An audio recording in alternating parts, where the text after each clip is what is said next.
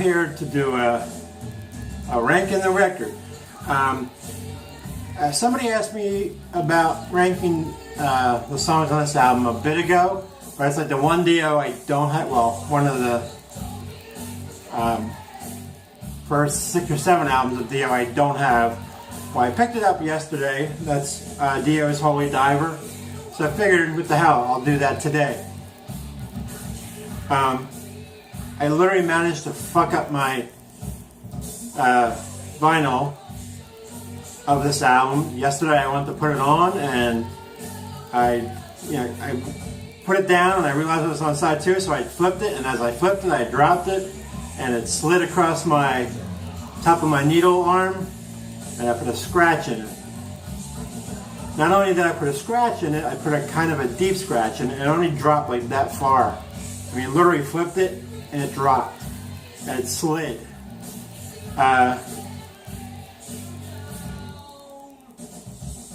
Yeah. It skips on one part, but I'm sure after a little while, it'll be fine. I'm going to try and clean it and see if that helps. I'm so pissed at myself. I was excited to hear it on the turntable, and I don't know. It was weird. I never do that. I'm usually super careful. I clean it, put it on, play it before as it's spinning. I use a what do you call? Oh my God! One of the Swiffer duster things, and it picks up all the loose hair from my cats before it starts playing. So that works really well. And I'm usually super careful, but just dumb luck. It skips on, I think it was the 4th track. So anyway, a little shitty. Shit happens, right? It's not terrible, it's just annoying to me. Is what it is. Anyway, if you guys want me to rank a record, let me know what it is. I want to have it on vinyl, because that's where I really listen to music, where I can sit and chill and listen to the actual album and not run around and do 30 things like when I'm in my car and I'm just listening, driving, paying attention in and out of the car. So I want to have it on vinyl where I can listen to it comfortably in my area. Anyway, we're going to rank this album, which is a killer album. This album's a perfect album to me. This one and Last in Line are perfect albums. There's not a bad song on this album. This album is super tough. Listened to this 3 times since last night, and it has changed every time except for the first song. Again, there's no bad song on this album. Any song that's ranked low here doesn't mean shit. I love the whole album. I do have one kind of issue with one song, but it's not even an issue. I think it was placed wrong on the album. But anyway, we're going to go into this, and like I said, no bad songs on this album. It's just how the ranking worked out in the end. 3 different lists, literally 2 to 9 were different all 3 times. So this could change the next spin. But right now, as I'm doing this video, and my last run through, this is what I got. Number 9 is Gypsy. Number 8 is Invisible. I really like that song, and that thing started at like 4 and worked its way back down to 8. I don't even know why. It just, when I started writing the songs down, when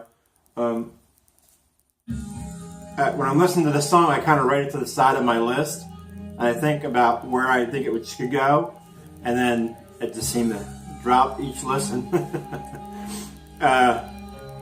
Number 7 is the opening track, Stand Up and Shout. Good song. I have no problem with it being the opening track. I just think there's another song that should have been an opening track to a transitioning sound, if that makes sense. I'll tell you that one, number 3. Number 6 is Straight Through the Heart. I mean, I love Dio. There's nothing bad with Dio in my opinion. It's really... and number 5 is one of the hits off the album, and that's Holy Diver. Yeah, it's ranked middle of the album. It's not saying much, like I said, because this album is fantastic. Number 4 is Caught in the Middle. that went from 2 to 4. I mean, the shifts in this thing were crazy. That reminds me of something that would be on almost Lock Up the Wolves-ish. Let's see. Number 3 is Shame on the Night. Now, in my opinion, that should have been the opening track. In 1983, this album is pretty modern. You know, this album sounds like it could have came out in the later 80s. Shame on the Night has that bluesy intro and has that bluesy vibe through it. It sounds like it's coming out of the 70s. So for me, I would have started the album off with that and then went into the more metal versions of it, because everything else is pretty, you know, metal oriented. But Shame on the Night is very bluesy influenced, very late 70s, mid 70s, late 70s influenced, in my opinion. I think that should have been the opening track, and then boom, into track 2 with Stand Up and Shout, and then here we go, Dio's career, you know. Nothing Dio's done is bad. None of his Elf stuff, Rainbow stuff, Black Sabbath is actually my favorite Black Sabbath stuff is the Dio era. Tony Martin's right there too. I love Tony Martin's voice. Anyway, we will get to number 2 is Don't Talk to Strangers. Great Dio song. When I think Dio, that's one of the songs that pop in my head. And of course, number 1, Rainbow in the Dark. You think that's one of the songs we heard even more than Holy Diver? You think you'd be tired of that one?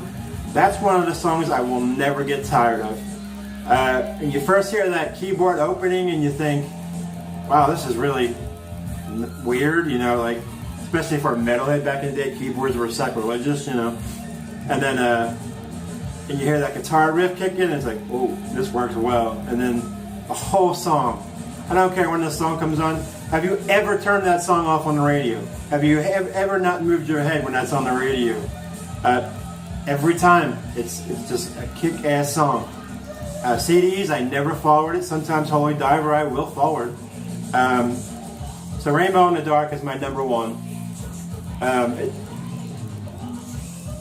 Really close to my number 1 Dio song overall over his career, his Dio solo career. So that's my ranking. Let me know what yours is. Comment what you think of mine. Like I said, perfect album. There's not a bad song on here. The Shame on the Night is a little out of place. It's the last song, so it works too. But for me, that should have been the first song because of the era at the time, you know, 83. The time frame of the transition from hard rock, virgin on metal, to going to metal. I think it would have been a perfect opening track. And again, just me. A lot of you may think it just doesn't belong on the album, but I disagree on that one. Anyway, guys, there's my rank. Let me know. And again, if you want me to rank something I haven't hit so far, I'm trying to do the popular stuff that everybody will know. This way everybody can get involved. I may do something a little later on. Another series. Oh, I think I got mail. Another series involving lesser known albums.